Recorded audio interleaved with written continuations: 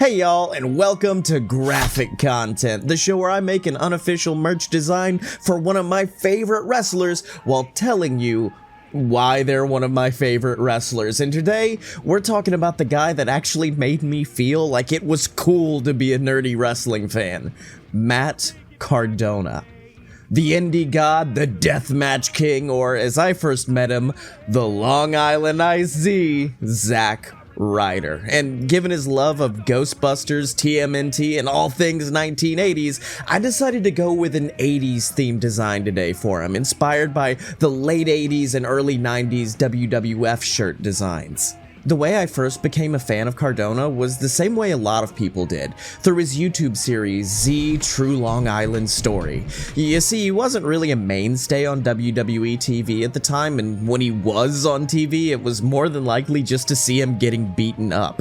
The company hadn't really given him the tools to succeed, so he decided to find the tools on his own in the form of social media. He was really one of the first wrestlers to take the digital era and leverage it to create his own fan base, a groundswell of supporters that wouldn't stop until WWE gave us more Zack Ryder on TV. Before Daniel Bryan's Yes movement, there was the Ryder Revolution, with a massive group of fans taking care, spiking their hair, and hoping to become the broski of the week.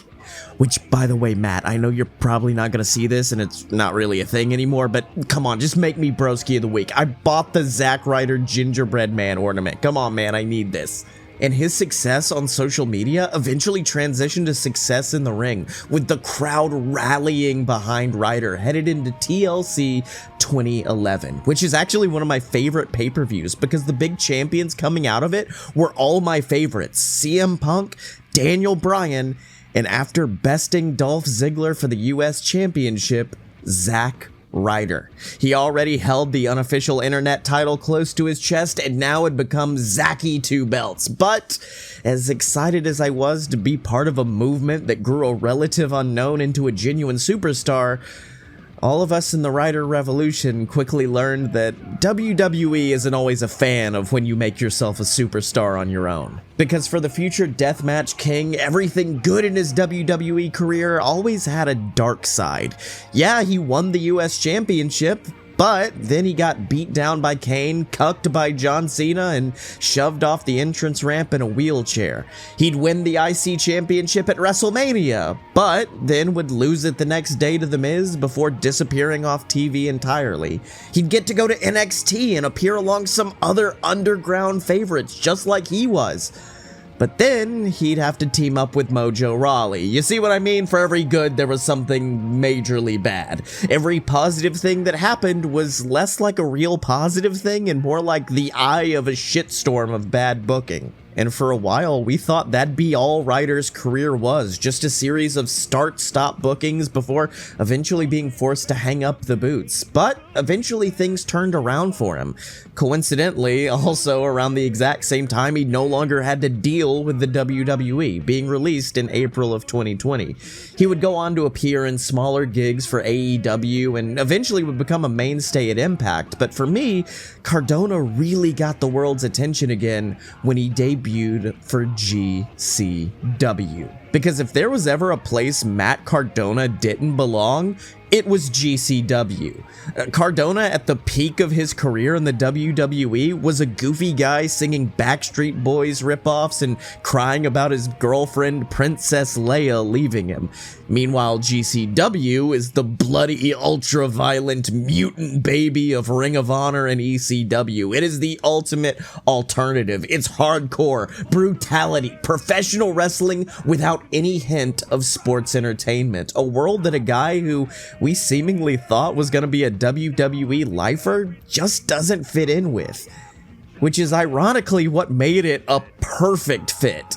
His initial debut came against, of all people, Nick Gage, a man who many people claim to be the face of GCW. Cardona attacked him from behind, dressed in a hood, and moving not unlike Jon Moxley, even taking out Gage with a paradigm shift before removing his hood to reveal Zack Ryder? It was the ultimate heel play, tease a dream match between Moxley and Gage before instead giving the audience the woo woo woo guy? And from there, the heat only grew as Cardona would face off against Gage for the GCW Championship during the biggest weekend of their calendar, GCW Homecoming. And not only would Cardona face Gage, he would beat him. He would become the GCW champion and spark an absolutely insane backlash from the crowd, with full beer cans, pizza cutters, everything being flung at him in the center of the ring. It was 1980s levels of hatred from the crowd as this guy became their champion. He would then go on to play up the WWE lifer angle even more, wanting to bring different elements of sports entertainment to GCW, from dressing like Vince McMahon to introducing a spinner belt and referring to the crowd as the GCW universe. It was genuinely the best character change I had ever seen, completely reinvigorating his career and character, taking the very system that held him down and weaponizing it against the GCW locker room. Instead of doing what every other released person does and go against the WWE, he fully embraced it and became a beloved to hate part of the indie scene because of it. To me, Matt Cardona deserves his flowers more than people are willing to give. He's a guy that fully innovated and reinvigorated the wrestling industry more than once. What Colt Cabana did for wrestling podcasts, Cardona did for YouTube and social media. I mean, it's arguable that without Z True Long Island Story, there wouldn't have been Being the Elite. And without BTE, there may not have been an AEW.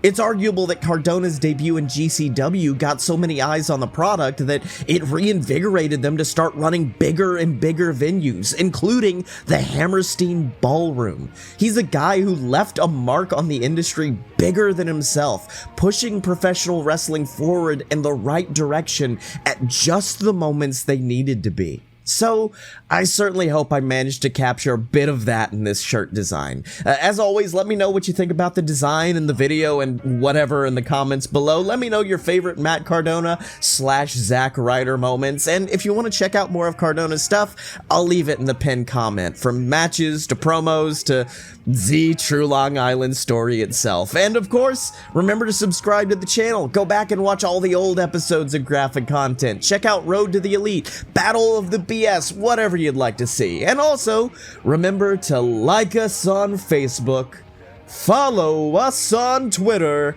and get all of that Fight Boys exclusive content at patreon.com/fightboyshow. And take care, spike your hair. Woo woo woo, you know it. And by know it, I mean that when you're a fight boy, you're a fight boy for life.